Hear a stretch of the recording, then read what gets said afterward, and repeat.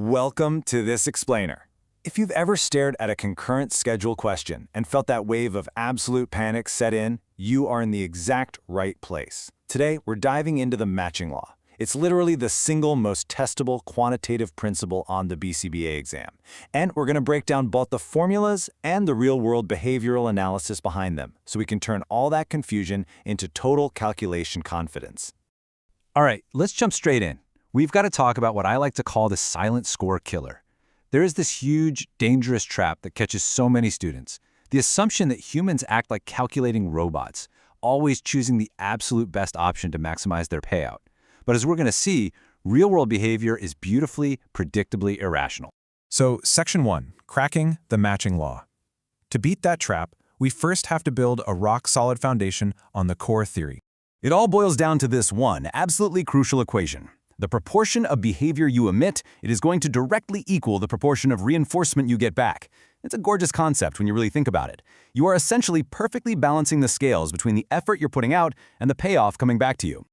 Moving right along to Section 2, Ratios over Raw Numbers. This is where we see how the math actually plays out in practice.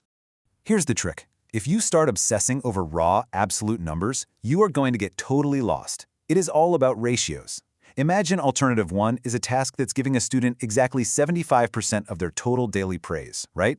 Everything else they do makes up that leftover 25% slice. Hold on to that 75% figure for a second.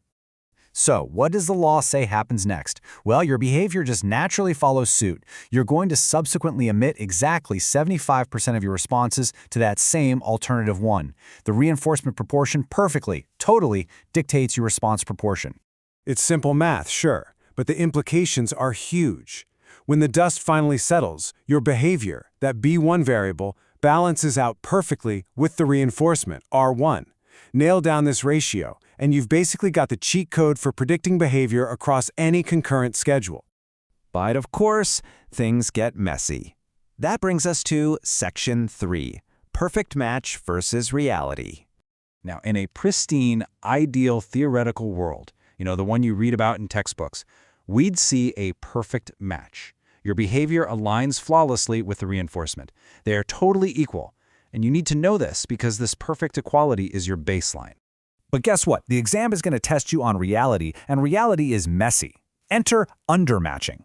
This is when, even though the reinforcement is super high, the behavior just kind of doesn't rise to meet it. It stubbornly falls short of the reinforcement proportion. And then you've got the exact opposite scenario, overmatching.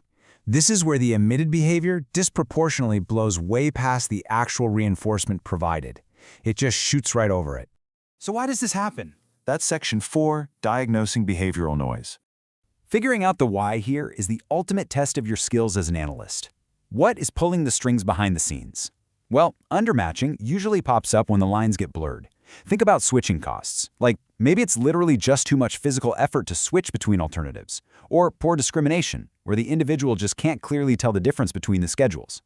Overmatching, though, that signals something completely different. It usually points to an inherent bias toward a specific option. Or, and this is super sneaky, there might be some hidden punishment hanging out on the leaner alternative, driving behavior away from it and artificially inflating the richer schedule. I want you to basically burn this golden rule into your brain. Humans don't maximize. We match with noise. We are not calculating robots, squeezing every last drop out of a reward system. Instead, we match our environment through this really thick, messy filter of behavioral noise. The bias, the switching costs, the poor discrimination, it all plays a part. Let's bring it all home in Section 5, Matching versus Maximizing, and lay out exactly what your mission is.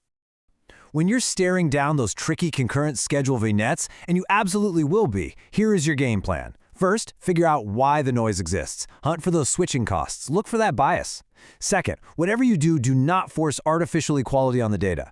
If it doesn't match perfectly, don't bend the math to make it fit. Just acknowledge the overmatching or undermatching for what it is. And finally, never ever confuse matching with maximizing. Seriously, it's a trap that will absolutely tank your score. So here's the final thought I want to leave you with today. Are you ready to step back, look past the clean textbook math, and actually decode the messy why behind the complex human behavior right in front of you? Because remember, that noise, it's not a glitch in the formula, it is the exact behavior you are there to analyze. Keep these ratios top of mind, dodge that silent score killer, and you are going to crush these scenarios.